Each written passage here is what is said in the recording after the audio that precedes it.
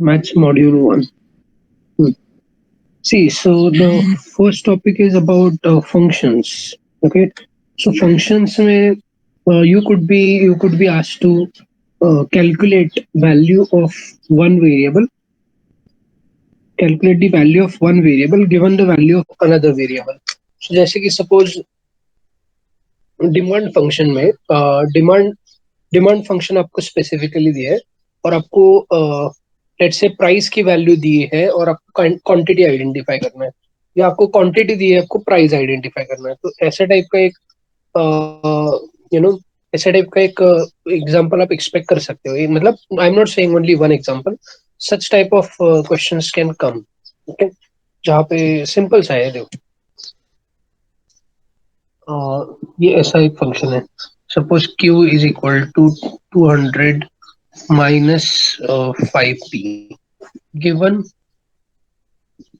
Given p is equal to 10 find q find a demand ऐसा आ सकता है या फिर given q is equal to 100 find p ऐसा भी आ सकता है ठीक है तो दोनों में से एक आएगा ऐसे दोनों नहीं आएगा if this is asked it is very simple you just have to plug the value here and calculate the right hand side अगर q दी है तो उसकी वैल्यू यहाँ पे सब्स्टिट्यूट करोगे और p के लिए आइडेंटिफाई करोगे p अननोन है तो उसको एक साइड में ले आओगे बाकी सभी टर्म्स को दूसरे साइड ले जाओ and then solve for the value of p तो ऐसा टाइप का मतलब एक टाइप का एग्जांपल यहाँ पे हम लोग एक्सपेक्ट कर सकते हैं not just one as I said you can expect such type of question then ये कार्टेशियन सिस्टम क्या होता है ये भी देख लेना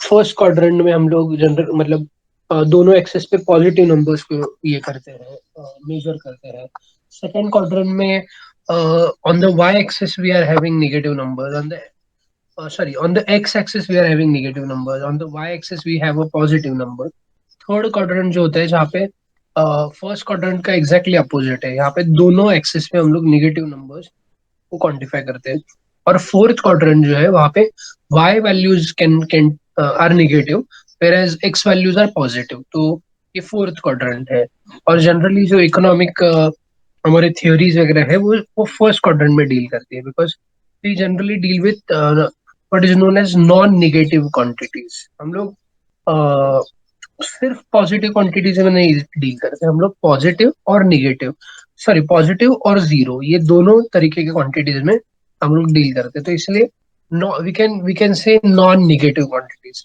वो पॉजिटिव हो सकते हैं जीरो हो सकते हैं लेकिन वो निगेटिव नहीं हो सकते इसलिए नॉन निगेटिव क्वांटिटीज के साथ हम लोग डील करते हैं तो ये सब यहाँ पे लिखा है just have a look at this theory then इसके अलावा ये कांस्टेंट फंक्शन क्या होता है ये भी देख लेना इसको ये कैसे प्लॉट किया जाता है कांस्टेंट फंक्शन ये भी देख लो देन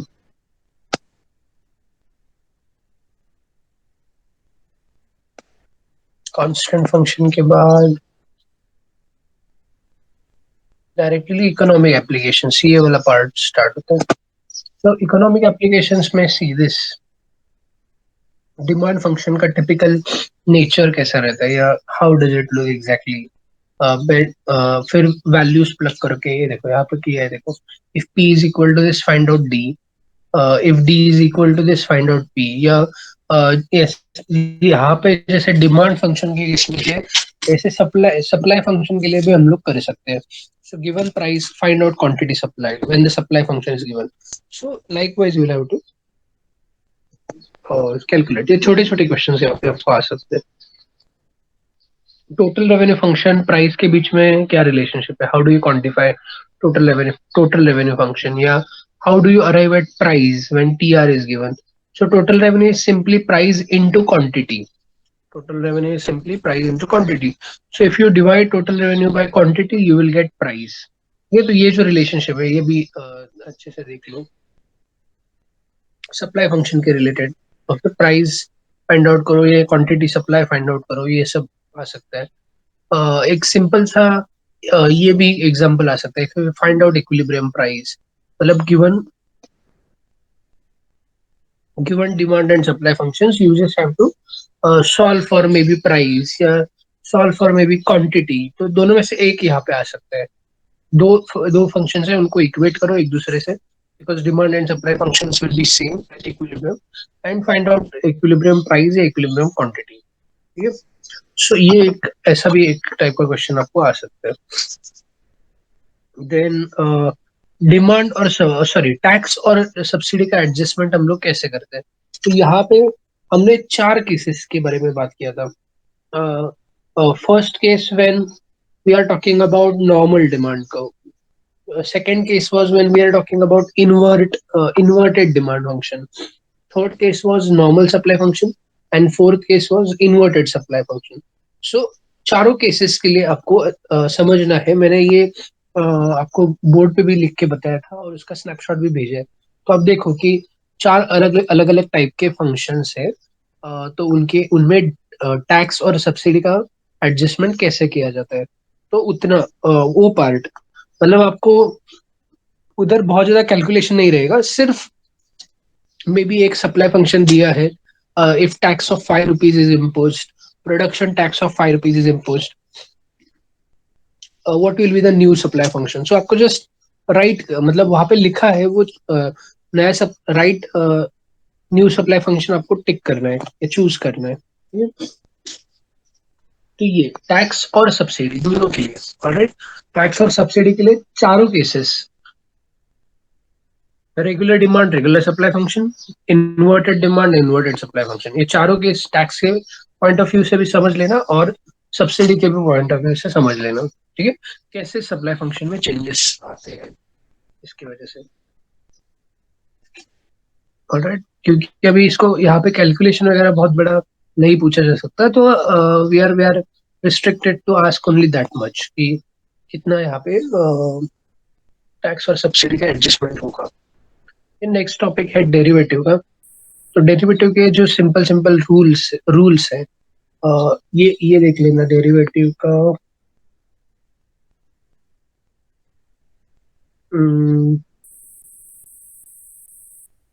डेरिवेटिव का आइडिया क्या है. Derivative is slope of the curve at a point. ये जस्ट थ्योरी के लिए थ्योरी के लिए देख लेना. फिर और फर्स्ट हाँ, यहाँ से कुछ रूल्स चालू हो रहे हैं ना. ये देखो रूल्स ऑफ डेरिवेटिव. तो ये रूल्स भी मैंने कराया है. ये भी देख लेना क्या क्या है रूल्स. इसके बेसिस पे सिंपल सिंपल मे बी 1 या 2 terms, not more than that, उसका डेरिवेटिव कैलकुलेट करो. एक्स रेस टू माइनस 4 या y is equal to 5x या y is equal to 12x raise to 3, y is equal to x raise to 7. तो ऐसे single term या maximum 2 terms तक वगैरह आ सकते हैं आपको डेरिवेटिव कैलकुलेट करने के लिए. ऑलराइट. तो ये सभी रूल्स अच्छे से कर लेना. नॉर्मल एक कांस्टेंट का डेरिवेटिव क्या आता है, या y is equal to x का डेरिवेटिव क्या आ सकता है, या y is equal to log x का, लॉग एक्स या नेचुरल लॉग ऑफ एक्स का डेरिवेटिव क्या आता है, या y is equal to e raise to x का डेरिवेटिव क्या आता है, y is equal to a raise to x का डेरिवेटिव क्या आता है. तो ये सभी जो सिंपल सिंपल रूल्स है वो अच्छे से कर लेना. Product rule, question rule just देख लो. अगेन कैलकुलेशन इतना बड़ा नहीं आ सकता है. तो मे बी कॉन्सेप्ट लेवल पे, फॉर्मूला लेवल पे अगर आया तो आ सकता है वहां पे भी. ये e raise to x, e raise to 2x, function of function को भी बहुत डिटेल में मत पढ़ो. जस्ट देख लो कि कॉन्सेप्ट क्या है. फंक्शन ऑफ फंक्शन या पावर पावर रूल जो है डेरिवेटिव का, वो बहुत ज्यादा इसमें मत. Just have a glance at it. Don't at least for time being you can little keep that aside. फिर सेकेंड ऑर्डर डेरिवेटिव क्या होता है, हायर ऑर्डर डेरिवेटिव्स क्या है, सेकेंड थर्ड जो भी है, ये ये क्या है. देन ये वाला पार्ट इंपॉर्टेंट है, एप्लीकेशंस ऑफ डेरिवेटिव. तो यहाँ पे फर्स्ट ऑर्डर डेरिवेटिव पॉजिटिव होना मतलब क्या, कि उस पर्टिकुलर पॉइंट पे फंक्शन की वैल्यू इंक्रीज हो रही है. ऑलराइट. निगेटिव होना मतलब क्या, तो it is decreasing at that point.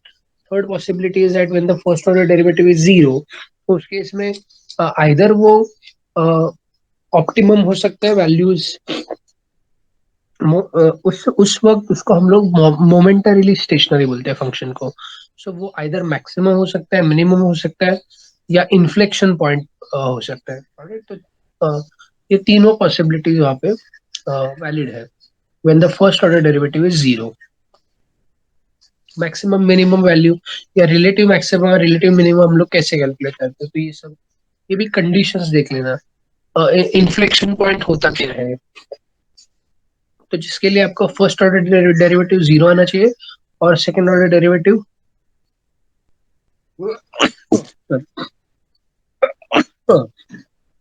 Sorry, second order derivative यहाँ पे सेकंड ऑर्डर डेरिवेटिव भी जीरो आना चाहिए, because second order derivative positive या निगेटिव आ गया तो इसका मतलब है आइदर कॉन्वेक्स फंक्शन है या कॉन्केव फंक्शन है.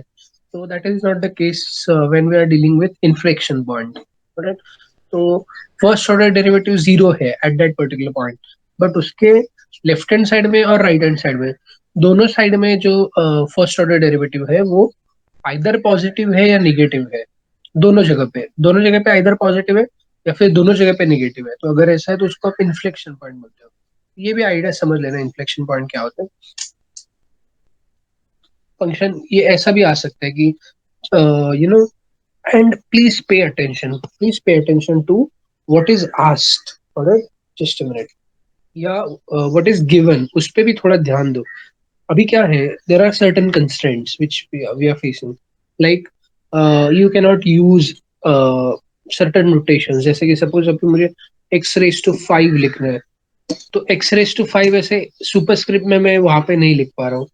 ऑलराइट, मतलब एक्सेल में या वर्ड में हम लोग लिख लेते हैं, लेकिन उनका जो सॉफ्टवेयर है या गूगल फॉर्म्स होते हैं, तो उसमें उसमें ये लिखना पॉसिबल नहीं है. तो वहां पे हमें इमेजेस वगैरह डालने पड़ते हैं. तो to avoid that, what what is alternative, so हम लोग यहाँ पे एक्स रेस टू 5 ऐसे लिखते हैं. ये वाला एक ये वाला एक मतलब की है, कीबोर्ड पे एक स्पेसिफिक की है जो बताता है कि raise to. Computer computer language में हम लोग ये वाला जो साइन यूज करते हैं, ये डिनोट क्या करता है, ये डिनोट करता है रेस टू या पावर टर्म. क्या पावर टर्म को ये डिनोट करता है, मतलब इसके बाद वाला जो नंबर आता है वो पावर टर्म में है. जैसे कि ए, इसको क्या कुछ रहेगा इसका नाम, अगर ऐसा लिखा है तो इसका ये मतलब होता है ए रेस टू एक्स. ठीक है, तो क्या लिखा है, कैसे लिखा है वो जरा ध्यान दो उसके ऊपर. 3x रेस टू 5, तो ये बन जाएगा 3x रेस टू 5. ठीक है, so just pay attention to what is given. अगर ऐसा लिखा है 3x रेस टू 5, तो इसका मतलब है ये पूरे इसका ऐसा है. It's not x raise to 5, it's 3x का 5 रेस टू 5. ठीक है, तो जस्ट देखो कि क्या एग्जैक्टली वहां पे दिया गया है. Another thing which you need to remember is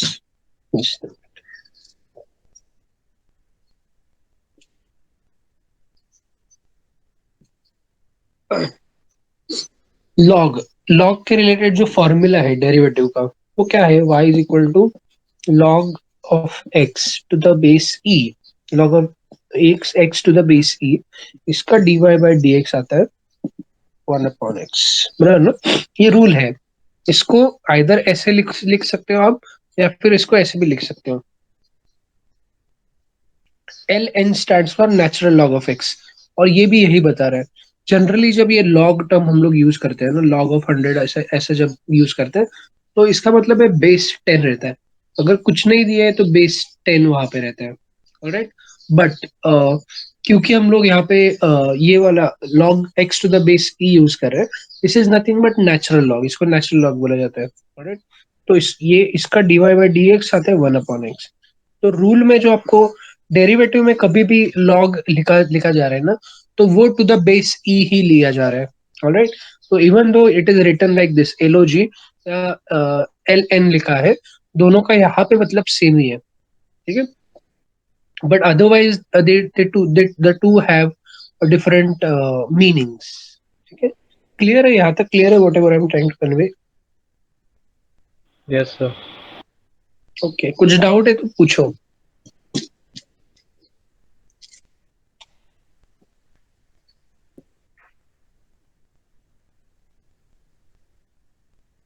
ठीक है। और एक चीज मुझे बोलनी थी। Why did we come here? हाँ, यहाँ पे देखो, अभी डेरिवेटिव में भी ऐसे ये लिखना थोड़ा सा डिफिकल्ट है, तो हम लोग, हमें पता है कि इसको एक्सप्रेस कैसे कैसे किया जाता है। What are the other ways to write derivative? कैसे लिखते हैं हम लोग इसको? D dash. सॉरी। तो Y dash. Y dash, correct. और वाई डैश लिखते हैं, और क्या लिखते हैं? एफ डैश एक्स लिखते हैं हम लोग, बराबर। या एफ डैश लिखते हैं, बराबर ना? So these are the different notations which are expressing that we are taking first order derivative of y with respect to x, बराबर ना? इन सभी का मतलब वही है। चारों जो नोटेशंस यूज किए जा रहे हैं, उन चारों का मतलब वही है, we are taking first order derivative. वही अगर मैं y डबल डैश लिख रहा हूँ तो second order derivative. second order derivative, we are dealing with second order derivative. So remember this, you won't be given necessarily this term। ये इसमें से ये कुछ भी नोटेशन यूज किया जा सकता है, लेकिन आपको मतलब पता है ना ऑलरेडी। यहाँ पे सिंगल डैश आ रही है तो फर्स्ट ऑर्डर डेरिवेटिव, यहाँ पे डबल डैश आ रही है तो second order derivative. Third order derivative के लिए हम लोग मैक्सिमम ये वाला टर्म यूज कर सकते हैं। बट इसके बाद अगर मुझे फोर्थ फिफ्थ दिखाना है तो मुझे, I don't have any other option, I will say y raise to 4 या y रेज टू 5, ऐसे। So this doesn't mean y का फोर्थ, y रेज टू 4 करना है। This this means we are taking fourth order derivative, या y के instead of y it is better if we write like this. So F double dash, ये third order derivative आ गया। फिर ये fourth के लिए मुझे ऐसे दिखाना पड़ेगा, फिफ्थ के लिए ऐसे, सिक्स के लिए ऐसे, एंड सो ऑन। ऑलराइट, उसके बाद हम लोग अभी यहाँ पे इतने लाइंस, वर्टिकल लाइंस नहीं ड्रॉ कर सकते यहाँ पे, फोर के लिए, फाइव के लिए, सिक्स के लिए, या हंड्रेड के लिए। तो हम लोग सिंपली वहां पे नंबर लिखेंगे। क्लियर है ये? यस। Yes sir. ओके, चलो आगे बढ़ते हैं। सो फर्स्ट ऑर्डर डेरिवेटिव क्या है? और एक चीज, कभी कभी क्या होता है वहां पे, वो जो एकलव्य का सॉफ्टवेयर है उधर, हम लोग जब ये करते हैं, पेपर सबमिट करते हैं, तो उधर समटाइम्स वो ऑटोमेटिकली रीड करता है, तो कुछ जगहों पे प्रॉब्लम आ सकता है।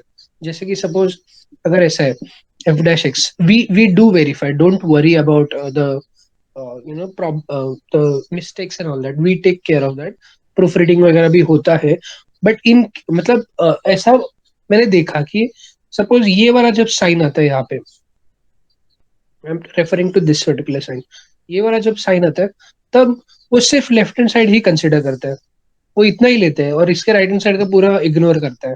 राइट? तो इसीलिए मुझे यू नो यहाँ पे क्या करना पड़ा, सो मैंने लिखा first order derivative, instead of writing like this, option में ऐसा देने के बजाय मैं क्या करता हूँ फिर अभी, जस्ट टू अवॉइड दिस। हमें फिर बाद में उनको इन्फॉर्म करना होता है कि भाई, अरे ये इतना ही नहीं है लेफ्ट हैंड साइड, इसमें और भी ये वाला टर्म आपको ऐड करना है। तो ये हमेशा हर एक क्वेश्चन के लिए सेपरेटली हमें बताना पड़ेगा। तो जस्ट टू अवॉइड दैट, मैंने फिर कैसे लिखता हूँ कि फर्स्ट ऑर्डर डे, मैं वही चीज बोल रहा हूँ, फर्स्ट ऑर्डर डेरिवेटिव, लेकिन मैं वर्ड्स में बता रहा हूँ, that's it. First order derivative is less than zero, is less than zero, what's the harm in this? वही चीज है, सिर्फ वर्ड्स में बोली है, राइट? तो रिमेंबर दिस, ऐसा मतलब, क्योंकि हमें यहाँ पे less than, greater than, is equal to, not equal to, ये सब साइन हमें यूज, मतलब ये सब हमें साइन कहीं ना कहीं हम लोग यूज कर ही रहे हैं ना मैथ्स में। तो instead of this we will be just writing it in words, is less than, is greater then,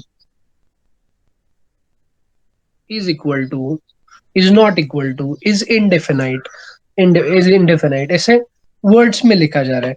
indefinite मतलब indefinite और infinite सेम है क्या? indefinite और infinite दोनों सेम है?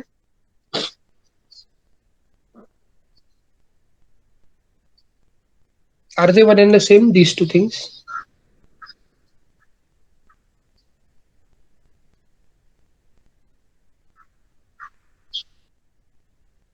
Hello. No, sir. No, indefinite मतलब जो डिफाइन नहीं है, जिसका मतलब एग्जैक्ट वैल्यू उसकी पता नहीं है। और इन्फिनाइट मतलब इन्फिनिटी, हमें पता है इन्फिनिटी है ना। So there is a difference between the two, तो ये भी हमें देखना है।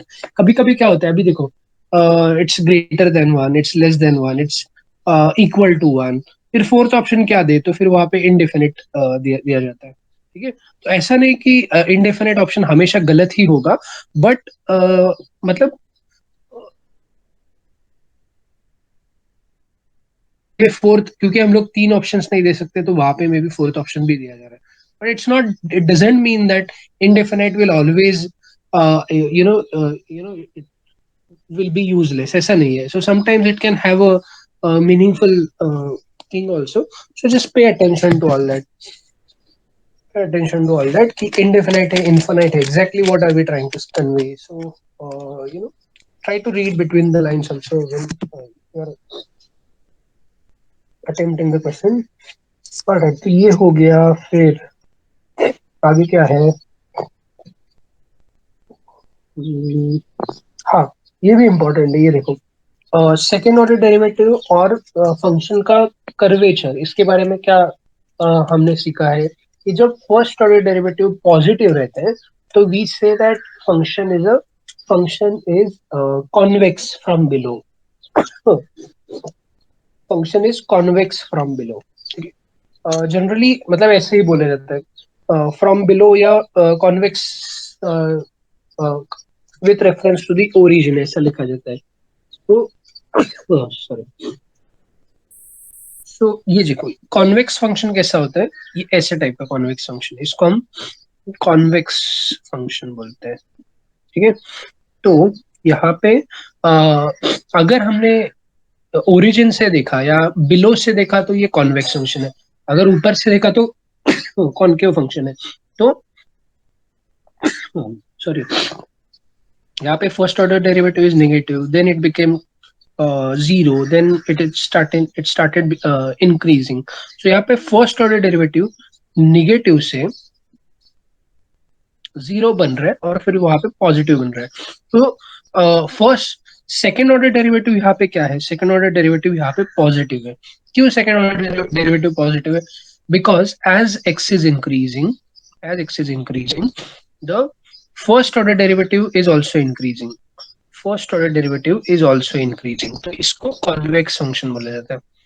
Convex function, as value of x is increasing, first order derivative negative से जीरो, जीरो से पॉजिटिव में जा रहा है, तो इसको कॉन्वेक्स फ्रॉम बिलो, इसको क्या बोलते हैं, कॉन्वेक्स फ्रॉम बिलो. वेयर ये वाला जो फंक्शन है, इसका रेसिप्रोकल, उल्टा. तो यहाँ पे y, यहाँ पे x हम लोग मेजर कर रहे हैं, तो इधर व्हाट इज हैपनिंग, इधर initially the first order derivative is positive, then it is zero, then it is turning out to be a negative thing.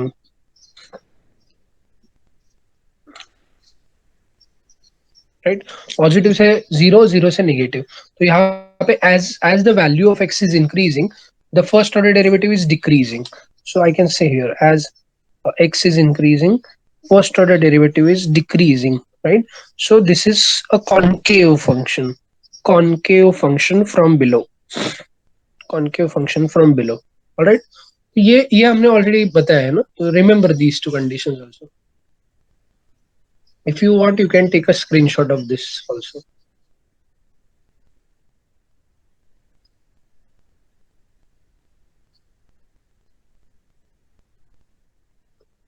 ठीक है, चलो आगे बढ़ते हैं. कॉन्वेक्स हो गया, कॉन्केविटी हो गया, ये सब यहाँ पे ये सब लिखा है. देखो, सेकंड ऑर्डर डेरिवेटिव पॉजिटिव है तो उसको कॉन्वेक्स बोला जाता है. सेकंड ऑर्डर अगर निगेटिव है तो उसको कॉनकेव बोला जाता है, कॉनकेव फंक्शन. फिर नेसेसरी और सफिशिएंट कंडीशंस क्या है, फंक्शंस के मैक्सिमाइजेशन और मिनिमाइजेशन के लिए नेसेसरी और सफिशिएंट कंडीशंस क्या है. तो this we have learn, no. If we are talking about relative minima of the function, तो वहां पे first order derivative needs to be zero, and second order derivative क्या होना चाहिए, मिनिमाइजेशन के केस में ग्रेटर देन जीरो. नहीं, minimization के लिए उल्टा है ना भाई, second order derivative should be positive, no. It should not be ये देखो, ये भी याद रखना है आपको। ये देखो, फंक्शन इंक्रीज होना डिक्रीज होना वो अलग बात है, और function relative maxima relative minima या मैक्सिमा या मिनिमा होना वो अलग है। So relative minima, function is relative minimum when necessary condition क्या है, first order derivative should be equal to zero. Sufficient condition क्या है, second order derivative should be positive. Alright, ये हो गया रिलेटिव मिनिमा का, और ये है रिलेटिव मैक्सिमा या मैक्सिमम। रिलेटिव मैक्सिमम वैल्यू कब फंक्शन अचीव करेगा, जब नेसेसरी कंडीशन है first order derivative is equal to zero, and sufficient condition है second order derivative should be negative. ये उल्टा है, मिनिमाइजेशन के केस में second order should be positive, maximization के केस में second order should be negative. Alright, तो remember this. ये हो गया रिलेटिव मैक्सिमा मिनिमा का। फंक्शन इंक्रीजिंग कब होता है, फर्स्ट ऑर्डर डेरिवेटिव्स का क्या होना चाहिए, positive negative zero, positive. Positive होना चाहिए। इट फर्स्ट ऑर्डर पॉजिटिव है, फंक्शन इंक्रीजिंग है। फंक्शन डिक्रीजिंग होगा when first order derivative is negative. Alright, and third क्या है, फंक्शन इज कांस्टेंट स्टेशनरी। या stationary. Correct, function is stationary. Function is stationary when first order derivative is equal to zero, first order derivative is equal to zero. All right, if you want you can take a screenshot of this as well. All these conditions are already been discussed, just मैं revise करा रहा हूँ बस। ठीक है, चलो आगे बढ़ते हैं।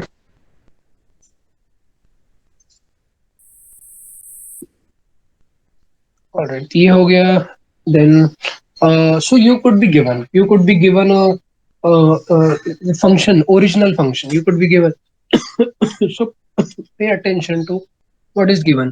if you are given fx, f bracket में x, तो इसका मतलब है आपको ओरिजिनल फंक्शन दिया है। अगर आपको f डैश x दिए है, तो इसका मतलब है आपको फर्स्ट ऑर्डर डेरिवेटिव दिया है फंक्शन का। Suppose you are asked to find out whether the function check whether the function is uh, minimum or maximum given the function at a specific point। तो आपको अगर फर्स्ट ऑर्डर डेरिवेटिव दिया है, तो आपको क्या करना चाहिए, अगर आपको ये पूछा है, see, there are two possibilities here। First is that given fx is equal to 13x square minus 100,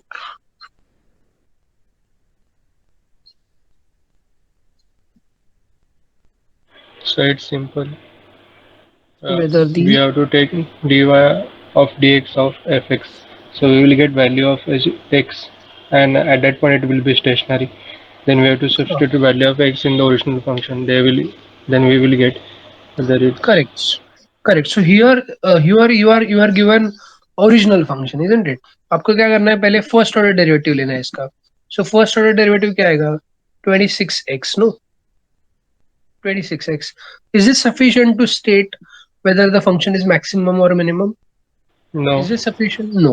आपको no, क्या करना है फिर, you will have to take second order second order derivative. derivative, right? तो second order क्या आएगा, 26, which is positive, which is positive, isn't it? So we can say function is is at minimum point। positive है मतलब minimum point पे रहेगा वो। This function is minimum at critical value, इसको critical value बोला जा सकता है, critical value ऑफ x, जो हमने यहाँ पे कैलकुलेट नहीं की है, लेकिन कैलकुलेट कर सकते हैं, क्योंकि फर्स्ट ऑर्डर डेरिवेटिव हम लोग इक्वल टू जीरो करते हैं। तो यहाँ पे 26 से वो मल्टीप्लीकेशन में उधर जाएगा तो डिवाइड हो जाएगा। सो क्रिटिकल वैल्यू क्या है, x is equal to zero. For x is equal to zero, function is minimum at second order, क्योंकि सेकेंड ऑर्डर डेरिवेटिव है। इसका दूसरा वेरिएशन क्या है, given first order derivative of the function, given first order derivative of the function,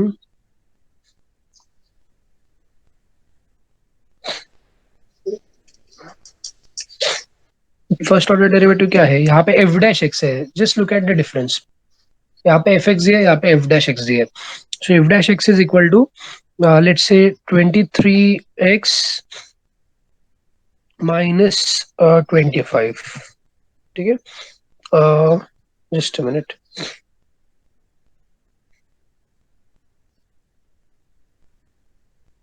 ठीक है, ऐसा suppose कुछ फंक्शन है, फर्स्ट ऑर्डर डेरिवेटिव दिया है आपको, and you are asked to find out the same thing.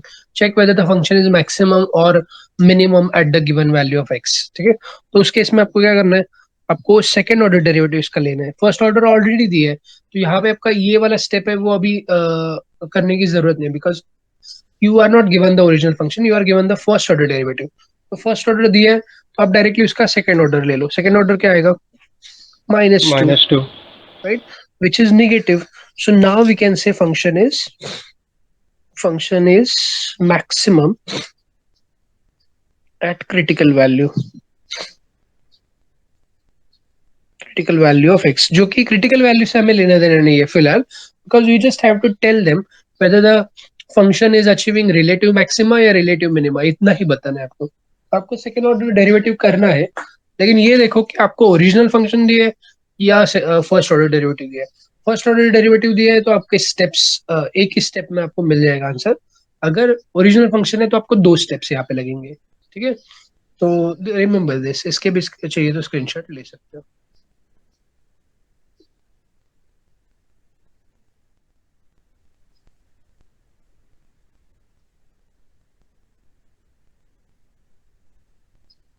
ठीक है, अच्छा ये बोलते हैं देन क्या और क्या है.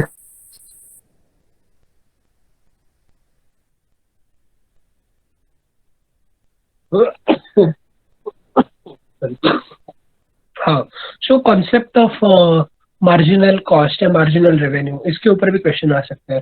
So you could be given a simple T R function. जैसे ये देखो यहाँ पे टोटल रेवेन्यू फंक्शन कहीं पे दिया है क्या, डायरेक्टली नहीं दिया है. जैसे कि ये देखो, ये वाला टोटल रेवेन्यू फंक्शन है, R is equal to 10d minus 4d square है. This is nothing but your total revenue function. So suppose given total revenue, you are asked to find out average revenue, you are asked to find out marginal revenue. So ये कर सकते हो आप.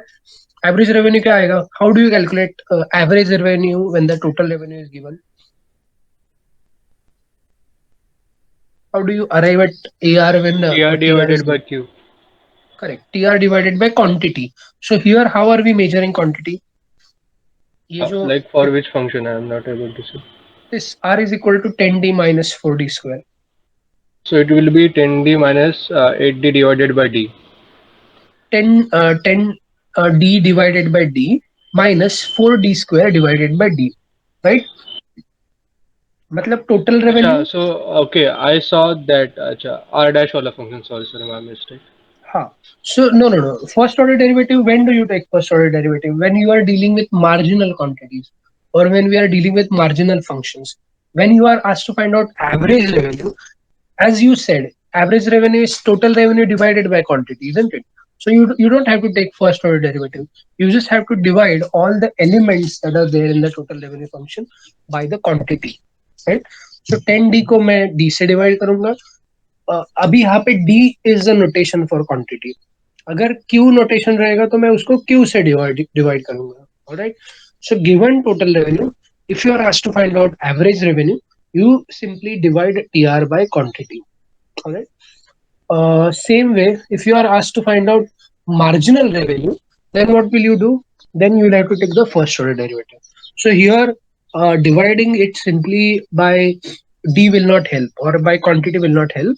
तो आपको first order derivative लेना है. सो total revenue का फर्स्ट ऑर्डर लोगे तो आपको मार्जिनल रेवेन्यू मिलेगा. लाइकवाइज अगर आपको टोटल कॉस्ट फंक्शन दिया है and you are asked to find out average cost, how do you do that?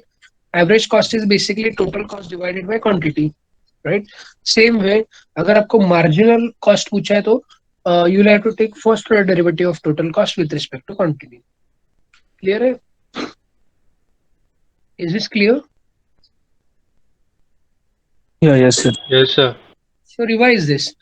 Given total, given total functions, you find out average function या marginal functions. ये कैसे करते हैं, इसके ऊपर भी क्वेश्चन आ सकते हैं आपको. सो ये भी कर लेना अच्छे से. देन प्रॉफिट फंक्शन क्या है, यूटिलिटी फंक्शन क्या है, वगैरह वगैरह, ये इसके ऊपर भी आ सकता है. यूटिलिटीज, सॉरी यूटिलिटीज बोल रहे हो, इलास्टिसिटी. तो इलास्टिसिटी ऑफ डिमांड की यहाँ पे बात हो रही है. तो इलास्टिसिटी ऑफ डिमांड कैसे का फॉर्मूला क्या है, कैसे कैलकुलेट करते हैं, वगैरह वगैरह.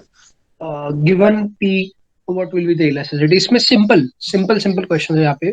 फुल फ्लेश क्वेश्चन यहाँ पे नहीं पूछे जा सकते, बट सिंपल क्वेश्चन यहाँ पे आ सकते हैं. फिर इलास्टिसिटी का interpretation. when do we say that price elasticity is relatively elastic, relatively inelastic? ये पता है ना आपको सबको. there are 5 levels ना elasticity के. price elasticity of demand equal to 1 को हम लोग क्या बोलते हैं, unit elastic. price elasticity of demand less than 1 but greater than 0. This is another level. It is less than 1 but greater than 0. It is strictly less than 1 and it is strictly greater than 1. It is never 0 or 1. अगर ऐसा है तो इसको क्या बोलते हैं हम लोग. See, there are two notations: less, strictly something, and less than or equal to. ये दो साइन है यहाँ पे. Suppose price elasticity strictly less than 1 और प्राइस इलास्टिसिटी लेस देन और equal to 1. These are two different cases. यहाँ पे elasticity की value will always be less than 1, whereas here it can take value 1 or less than 1, right? yes, ये समझ में आ गया ना आपको difference. Yes, sir. Less than 1, here it will be less than and equal, less than or equal to 1. Less than 1, less than or equal to 1. So here we are not using this second sign. We are using this thing, less than 1 but strictly greater than 0. अगर ऐसा है तो इसको आप बोलते हो relatively inelastic. Relatively inelastic बराबर ना, रिलेटिवली इनइलास्टिक. अगर price elasticity exactly equal to 0 है तो उसको आप क्या बोलते हो,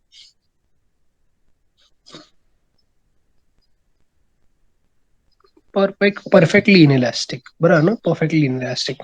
अगर price elasticity is greater then 1, it is greater then 1 but it is less then infinity, तो इसको आप बोलते हो रिलेटिवली इलास्टिक.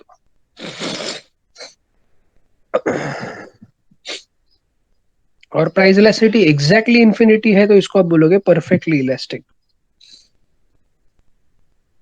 तो ये लेवल्स भी समझ लेना कि ये मतलब ऐसा होता है.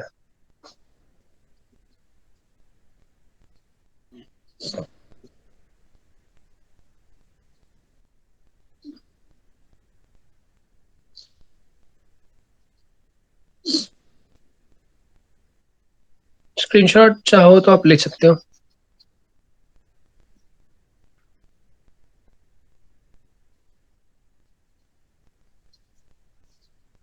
ठीक है.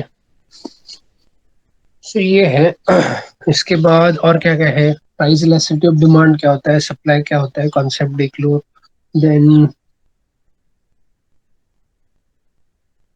Elasticity of total cost ignore कर सकते हो. फिर ये प्रॉफिट मैक्सिमाइजेशन के लिए नेसेसरी कंडीशन क्या है. तो first order derivative of profit function should be equal to 0, या r dash should be equal to c dash. That is nothing but marginal revenue should be equal to marginal cost. Second condition क्या है, sufficient condition. Second order derivative of total revenue function should be less than second order derivative of total cost function. Alright. या हम लोग बोल सकते हैं profit function का second order derivative should be negative for profit function to be maximum. तो ये आप देख सकते हो. This is nothing but in simple words, it is basically second order derivative of total cost function should be greater than second order derivative of total revenue function, which is we alternatively call it like this. Slope of marginal cost curve should be greater than slope of marginal revenue. तो ये second condition है profit maximization के.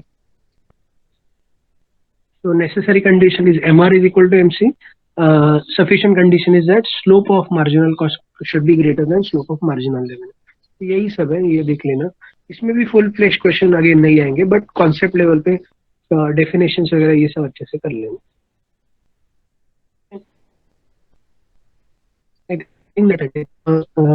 अच्छे से कर तो हो जाएगा आपका। मॉड्यूल 1 ही है इसमें, तो करो अच्छे से। कोई डाउट है module 1 related? No, sir. Not now. Okay, ठीक है, तो अभी भी टाइम है हमारे पास एग्जाम के पहले, तो you know do it properly and let me know if you have any questions, do let me know in the next lectures. Alright, Yes, sir. Thank you. ठीक है, तो अभी हम लोग थोड़ा सा हमारे जो टॉपिक हमने जो कल स्टार्ट किया था उसके ऊपर जाते हैं वापस। बट बिफोर दैट, अभी के लिए कोई क्वेश्चन है मॉड्यूल 1 रिलेटेड?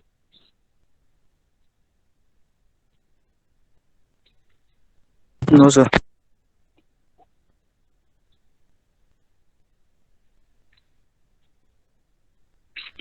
ठीक है, सो आगे बढ़ते हैं। ये देखो, अभी कल हमने और जिसमें हमने टेक्नोलॉजी मैट्रिक्स वगैरह क्या होता है वो सब कैलकुलेशन सीखा था। Let us go back to our this thing. So